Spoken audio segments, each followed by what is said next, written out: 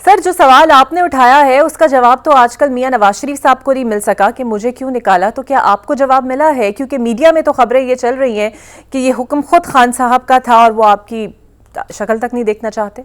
کوشش کروں گا کہ مجھے بھی مل جائے۔ اچھا مروت صاحب، یہ بتائیے گا کہ اگر آپ کی پارٹی آپ سے یہ مطالبہ کرتی ہے کہ آپ اسمبلی کی سیٹ چھوڑ دیں اور استعفیٰ دے دیں تو کیا آپ یہ مطالبہ مانیں گے؟ بالکل مانوں گا، خان جب بھی مجھے کہیں گے 1 منٹ کی دیر نہیں لگاؤں گا۔ باقی پارٹی میں تو پارٹی کا لفظ آپ نے استعمال کیا، پارٹی میں تو چیئرمین کو خود ہی علم نہیں تھا بیرسٹر گور صاحب کو کہ کچھ ہوا ہے۔ ابھی تک تو پارٹی کو یہ علم نہیں ہے کہ خان کے یہ ہدایات کون لے کر آیا ہے، کیونکہ کسی نے تحریری ہدایات نہیں دی ہیں، بس یہ چینا جپٹی کا ماحول ہے۔ بالکل صحیح۔ اچھا مروت صاحب، کہیں ایسا تو نہیں کہ اپنوں ہی کی سازش کا آپ شکار ہوئے ہیں؟ کیونکہ دھڑے بندی اور مفادات کے لیے جنگ تو پہلے ہی پی ٹی آئی کے اندر تھی۔ ہمیں نظر آتا ہے کہ بیرسٹر گوہر علی، امین گنڈاپور جیسے لوگ آپ کی حمایت کرتے ہیں، لیکن سلمان اکرم راجہ ہو، عمر ایوب ہو، شبلی فراز ہو، وہ آپ کو مخالف نظر آتے ہیں اور کہتے ہیں کہ آپ کا جو دل میں چاہتا ہے وہ آپ بول دیتے ہیں، ذاتی حملوں پر آ جاتے ہیں، لیکن پھر جو لیٹر باہر آتا ہے اس پہ سائن بیرسٹر گوہر کے ہوتے ہیں۔ یہ چل کیا رہا ہے؟ ذاتی حملے میں نے کسی پہ نہیں کیے ہیں، البتہ جنہوں نے کیے ہیں ان کو میں نے مناسب جواب دیے ہیں اور آئندہ بھی دوں گا۔ اور اگر اسی کا نام ڈسپلن ہے تو اس ڈسپلن کی میں بار بار خلاف ورزی کروں گا۔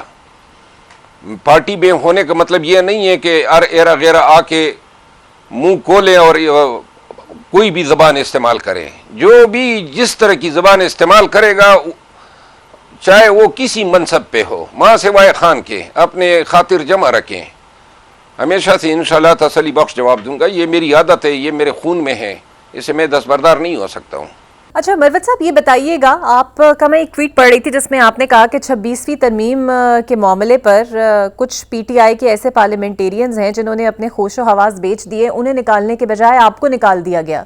وہ کون سے پارلیمنٹیرینز ہیں سر؟ شخصیات کا تو آپ پارٹی کے آفیشل سے پوچھیں، لیکن ان کو شوکات بھی جاری ہوئے ہیں اور ابھی تک جو ہیں التوا میں ہیں، کوئی فیصلہ نہیں ہوا ہے۔ لیکن گلہ تو بنتا ہے کہ بھئی میرا قصور ان سے بھی بڑا تھا۔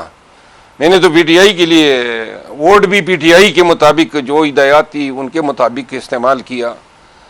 لوگوں کو جو ہے 2 ارب روپے کے آفر ہو رہے تھے اور اتنے راندے درگاہ ٹھہرے کے بغیر، کسی جرم کے، بغیر کسی الزام کے اور شنوائی کے، اس سلوک کے مستحق ٹھہرے کے پارٹی سے نکال دیں۔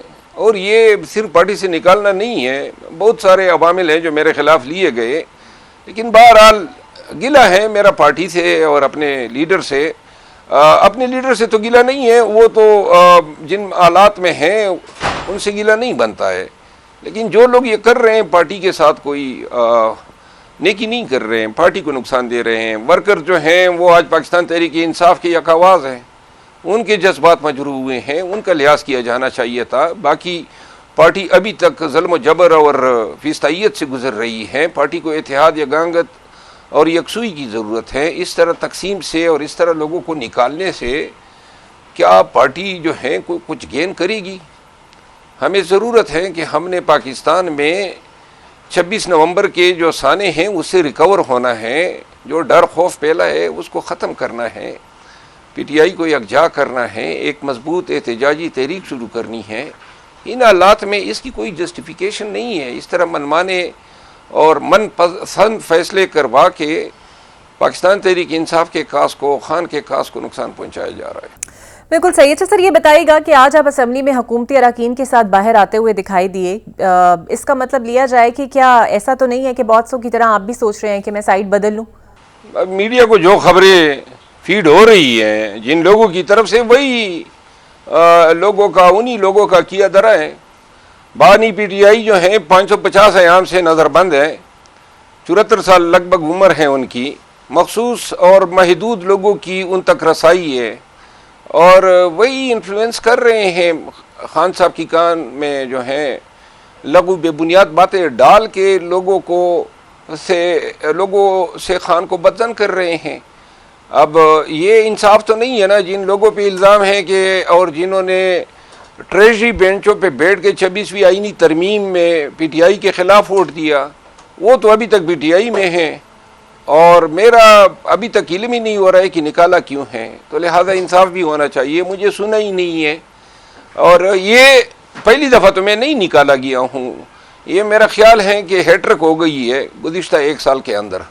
مروت صاحب یہ بتائیے گا کہ آپ کے لیے کہا یہ جاتا ہے پی ٹی آئی کے اندر سے کہ آپ باتیں زیادہ کرتے ہیں کام کم کرتے ہیں، کیونکہ ایسا پہلے بھی ہوا ہے کہ 24 نومبر کے بعد لانگ مارچ میں بات واضح ہو گئی تھی، آپ نے کہا میں قافلے کو لیڈ کروں گا، کچھ دیر کے لیے آئے پھر آپ منظر نامے سے غائب ہو گئے۔